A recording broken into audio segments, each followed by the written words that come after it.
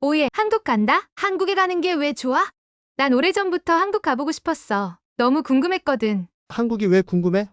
중국하고 일본 사이에 있는 작은 나라지? 거기 뭐 볼 게 있나? 차라리 깔끔한 일본이나 대륙의 문화를 볼 수 있는 중국으로 가지? 거기 북한이 한국이지? 너무 위험한데?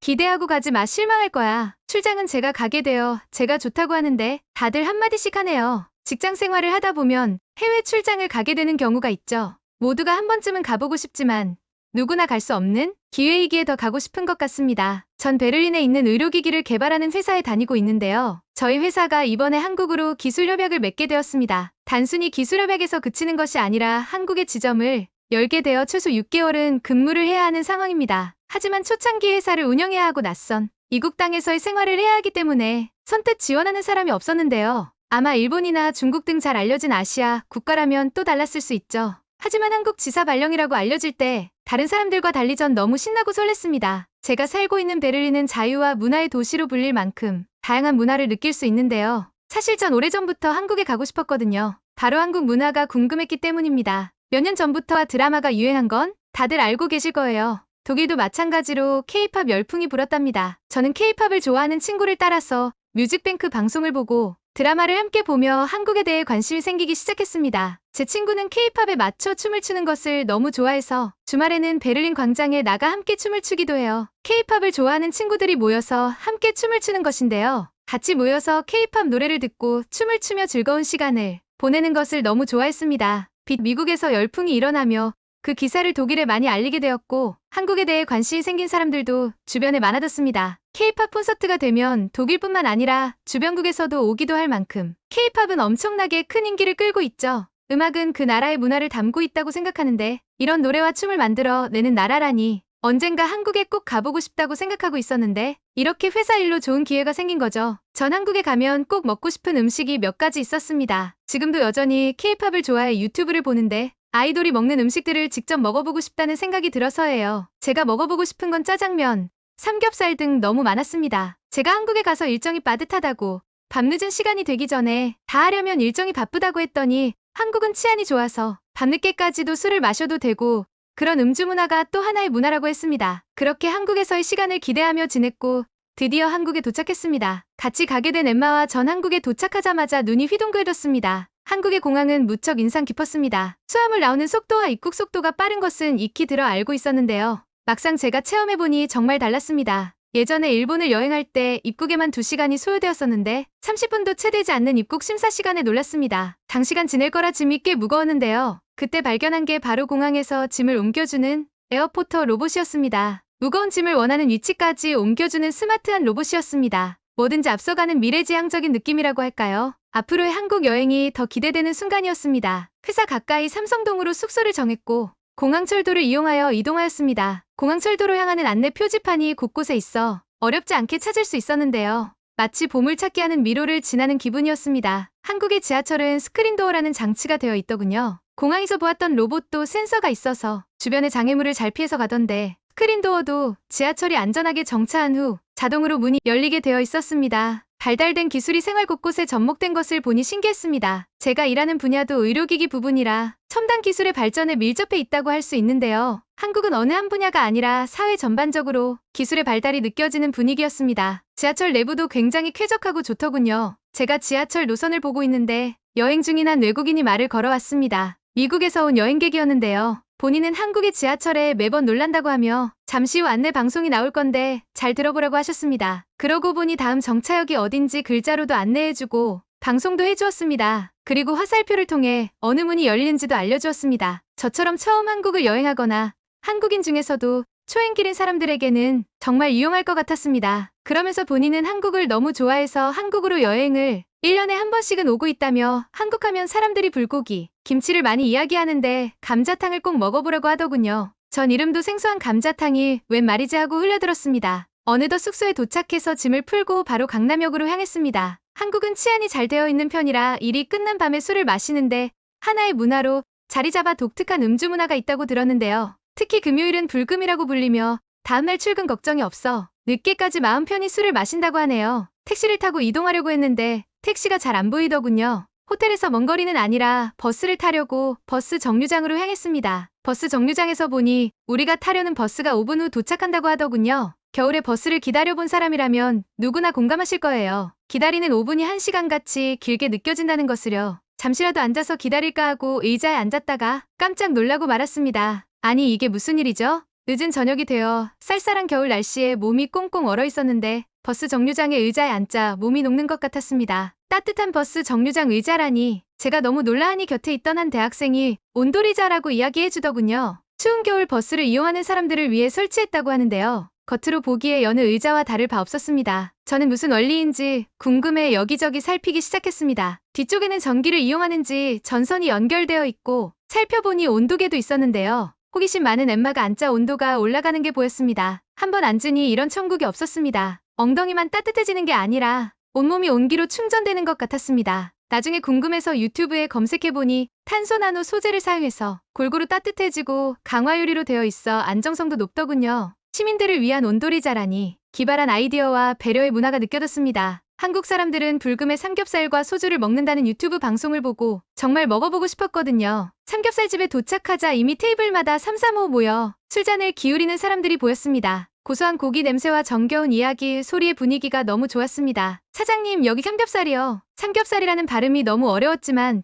직접 주문해보고 싶었는데요. 잠시 후 나온 불판과 두툼한 고기는 시간을 뺏기에 충분했습니다. 입안은 베이컨이 두꺼워진 것 같다며 신기하게 보았습니다. 본격적으로 불판 위에 삼겹살을 올려 굽기 시작했는데요. 고기가 익어가는 비주얼과 고기 냄새에 점점 흥분되었습니다. 노릇노릇 익은 삼겹살을 그냥 먹자 직원분이 오셔서 소스를 찍어 먹는 거라고 알려주셨습니다. 그냥 먹어도 맛있는데 다양한 소스라니 매우 신기했습니다. 쌈장, 소금, 참기름, 생와사비, 매운 소스 등 이렇게 다양한 소스가 있다는 것도 놀랐고 어느 소스에 찍어 먹어도 맛있다는 게 더 놀라웠습니다. 왜 유튜브에서 많은 외국인이 삼겹살 먹방을 선보이는지 알겠더군요. 쌈장과 삼겹살의 조화는 정말 최고였습니다. 쌈이라는 것도 먹어봤는데요. 야채와 고기의 밸런스가 어찌나 적절하게 어울리던지 정말 건강하게 맛있었습니다. 엠마는 이 베이컨은 우주 최고라며 한국인들은 어떻게 하면 더 맛있게 먹을지 연구하는 연구자 같다며 박수를 쳤죠. 삼겹살집 사장님은 예전에 원래는 세겹살이라고 불렀다며 1931년에 조선요리제법에서 삼겹살로 불렀다며 삼겹살에 대한 유래도 알려주셨습니다. 식당마다 있는 화로라니.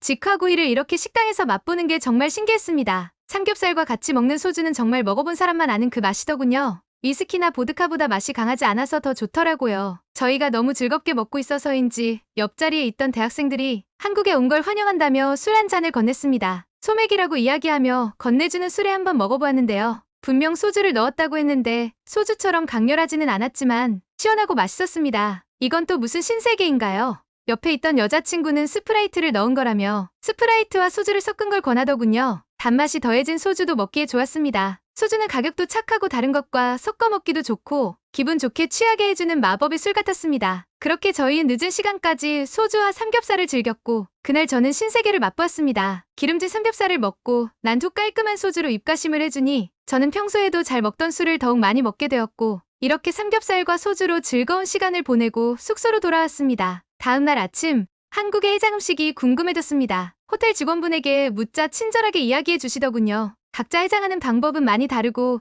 무엇을 먹느냐도 천차만별입니다. 아이스 아메리카노를 마시는 사람과 햄버거와 피자 같은 느끼한 음식을 먹는 사람, 콜라에 얼음을 넣어 먹는 사람 등 다양한 방법을 쓰지만 한국인들의 가장 근본이라고 부를 수 있는 방법은 바로 국밥을 먹는 겁니다. 본인도 해장국을 좋아한다며 호텔 근처 해장국집을 알려주었습니다. 기대감에 도착한 해장국집에서 메뉴를 살펴보았습니다. 뼈해장국, 콩나물 해장국, 황태해장국, 해장국도 한 가지가 아니었습니다. 사장님에게 추천 메뉴를 묻자 해장으로 가장 인기가 많은 것은 바로 콩나물국밥이라고 했습니다. 여기에 말린 생선을 넣어 끓인 황태국 등을 선호하는 사람도 많고 뼈해장국을 선호하는 사람은 고기 좋아하는 사람이라고 설명해 주시더군요. 저는 콩나물 해장국을 엠마는 뼈해장국을 선택했습니다. 기다리던 해장국이 나오고 재료가 단순해 보여 별 기대 없이 한 숟가락 떴는데 와 이게 한국의 클래스인가요? 맑은 국물은 속이 풀리고 뭔가 시원한 느낌이 들었습니다. 독일에서 절대 먹어본 적 없던 맛이었습니다. 술 마신 다음 날은 입맛이 없기 마련인데 국밥의 바닥이 보일 만큼 다 먹었습니다. 뼈해장국은 비주얼부터가 너무 충격이었습니다. 돼지 등뼈를 왜 저렇게, 그리고 건초 같은 시래기는 또 무엇인지. 그런데 한 입 먹고 나서 알겠더군요. 부드럽게 잘 익혀진 등뼈에서 살코기를 떼어내는 것도 재미있고 무엇보다 시래기랑 같이 먹으니 정말 맛있었습니다. 제가 너무 신기하게 보고 있으니 엠마가 사장님께 여쭤보더군요. 사장님이 웃으시며 시래기라고 이야기해 주셨고, 저희는 처음에는 쓰레기로 들었습니다. 세상에나 쓰레기를 먹는다니. 한국도 이제 선진국이라고 했는데 쓰레기를 먹는다니요. 저희가 너무 놀라니 사장님이 손사래를 치시며 시래기 하고 큰 소리로 또박또박 이야기하셨어요. 저희가 너무 이해를 못하자 답답해 하셨는지 주방으로 달려가시더라고요. 그러더니 물을 가져와서 여기 무청무청을 잘 말려서 이렇게 먹는 거예요. 겨울철에 예전에는 채소를 먹기 어려워서 가을에 이렇게 무청을 말려서 음식에 넣어서 먹어요. 하고 친절하게 이야기해 주셨어요. 못 알아듣는 저희가 답답하셨는지 큰 소리로 이야기하셨지만 친절하셨습니다. 저희는 그제야 궁금증이 해소되었습니다. 무청이 생소했는데 겨울철에 채소를 먹기 어려웠던 상황에서 생각해낸 묘안이라고 들으니 정말 감탄하지 않을 수 없었습니다. 돼지 등뼈를 먹는다는 것도 많고 많은 돼지 부위 중에 왜 등뼈를 먹나. 한국이 아직 가난한가 하는 생각이 들었는데 그게 아니었습니다. 뼈를 오랫동안 끓여서 그런지 국물이 아주 깊고 맛이 풍부했습니다. 뭔가 양념이 많이 들어가서 그런지 다양한 맛이 느껴졌는데 그 맛들이 다 조화로웠습니다. 뼈에 붙은 고기들이 부드럽게 떨어져 나와 먹기에도 편하고 함께 주신 겨자 소스에 찍어 먹으니 더 맛있었습니다. 옆 테이블을 보니 뭔가 큰 냄비에 밥을 볶아서 먹기도 하더군요. 한 가지 음식을 몇 가지 방법으로 즐기는 건지 정말 신기했습니다. 다음에는 다른 종류의 해장국도 다 먹어보고 싶어졌습니다. 한국인들은 삼겹살과 소주를 매일 먹으려고 해장국을 만들어낸 것 같다며 웃었습니다. 일도 열심히 노는 것도 열심히 뭐든지 열심히 하는 한국인이라는 느낌이 들었습니다. 뼈해장국은 놀라움의 시작에 불과했습니다. 제가 의료기기 기술협약으로 한국에 있으면서 먹은 것 중에 또 한 가지 반한 것이 바로 갈매기살입니다. 저희 회사가 종로 쪽에 있어 서울 시내에서도 오래된 구시가지 같은 곳이라고 했는데요. 옛날 골목 정취를 느낄 수 있는 곳이 있다고 해서 직원분들과 함께 갔습니다. 처음에 갈매기살이 뭔지 몰랐을 때 같이 간 직원이 바다에서 볼 수 있는 새인 갈매기를 잡아서 먹는다고 해서 너무 놀랐습니다. 아무리 미시 재료에 구별이 없다고 하지만 갈매기를 잡아먹다니요. 좀 야만스럽기도 하고 그럼 갈매기를 몇 마리를 잡은 건가 하는 생각이 들어 표정이 복잡했습니다. 그러자 농담이라고 하시며 돼지고기의 특수 부위를 그렇게 부른다고 설명해 주셨습니다. 돼지 한 마리를 잡아도 아주 소량 나오는 부위이고 식감이 달라 매니아들이 있다고 하셨죠? 쉽게 먹어볼 수 없는 부위라고 해서 더 기대가 되더군요. 드디어 갈매기살이 나왔고 구워주셨는데요. 와, 고기 굽는 냄새부터가 정말 최고입니다. 이제 한국식 바비큐인 식탁 가운데 화로가 있고 그 위에 고기를 굽는 것에는 익숙해졌는데요. 이렇게 코앞에서 고기가 익어가는 냄새는 정말 환상적입니다. 갈매기살을 익혀서 먹어봤는데 쫄깃하면서도 고소한 식감이 일품이었습니다. 상추쌈에 싸서 먹기도 하고 그냥 소금을 찍어 먹어보기도 했습니다. 제 젓가락이 바빠지니 천천히 먹으라며 더 주문해 주셨습니다. 한국 사람들은 참 인심이 넉넉하고 주변 사람들을 잘 챙겨주시는 것 같습니다. 제가 한국에 오게 되었을 때 언어 장벽이 있을까 고민했는데 한국 직원분들이 영어를 너무 잘하셔서 오히려 편했습니다. 전에 중국과 일본에 갔을 때는 의사소통이 너무 답답했거든요. 제게 농담까지 하는 영어 실력이라니 놀라웠습니다. 전 갈매기살의 맛을 본 이후 회식을 할 때는 2번 중에 한 번은 갈매기살을 외칩니다. 그 골목길의 정취도 너무 좋고 신선한 갈매기살 맛은 어디에서도 맛볼 수 없거든요. 한국에서 의료기기를 개발하고 회의를 이어가는 것은 어려운 부분도 있었지만 한국 음식을 먹으면 이상하게도 힘이 났습니다. 한국인들과 함께 밥을 먹으며 재미있는 것도 알아냈습니다.